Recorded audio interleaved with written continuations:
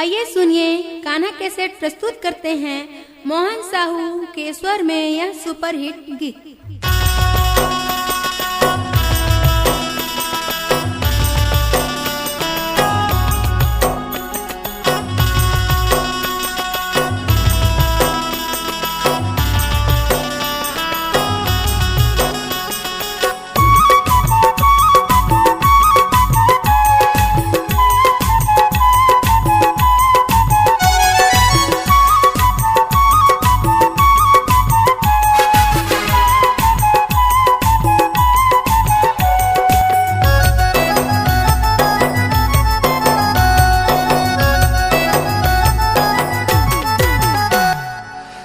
घर के बारात संदिन तोर घर में आए, तोला न चाहूँ रानी तोला न चाहूँ।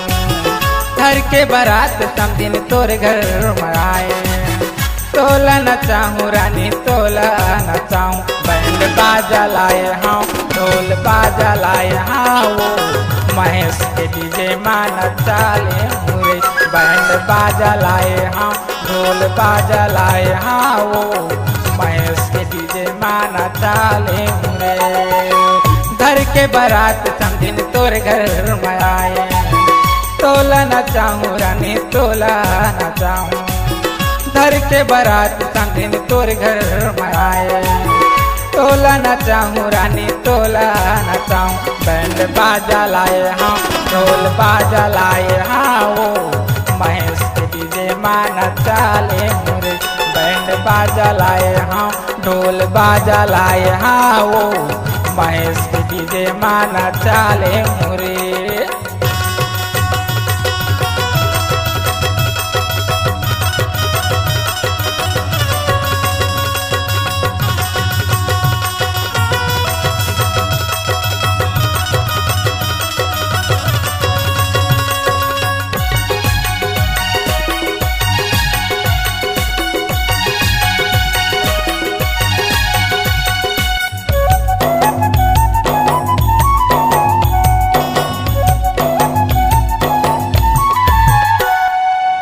हाथ में चूड़ी पाँव में महू लगा ले, होठ मुँह रंगी माथ बिंदिया सजा ले।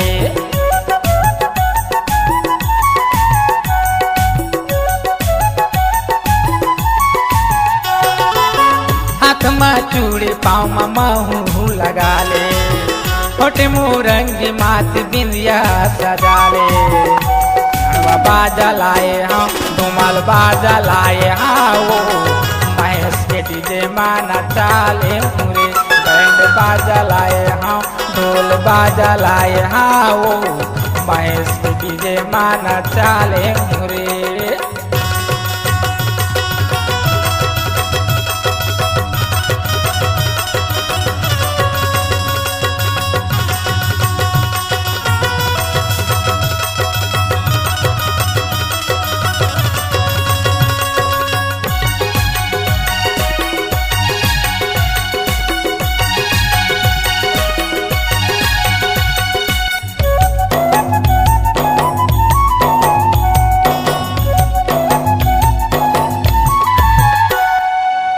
जब ले लाए रानी तोर घर में डोला, आए नहीं मोर तीर माँ का होगे तोला।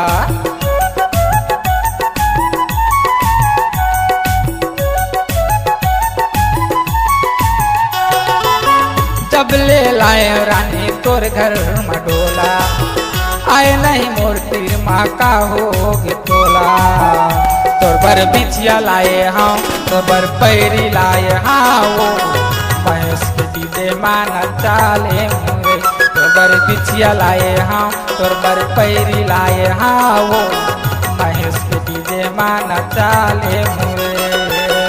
घर के बारात संदिन तोर घर में आए, तोला न चाहूँ रानी तोला न चाहूँ। घर के बारात संदिन तोर घर में आए, तोला न चाहूँ रानी तोला न चाहूँ। बैंड बाजा लाए हाँ, ढोल बाजा लाए हाँ, वो महेश के डीजे माँ बजाते मुरे। बैंड बाजा लाए हाँ, ढोल बाजा लाए हाँ, वो महेश के डीजे ना नचाले हूँ। श्याम भैया ला बला दे हूँ, सरवन जीजा ला बला ले हूँ, नारायण भैया ला चेता दे हूँ, महेश भैया ला बला ले हूँ, सरवन जीजा ला चेता दे हूँ।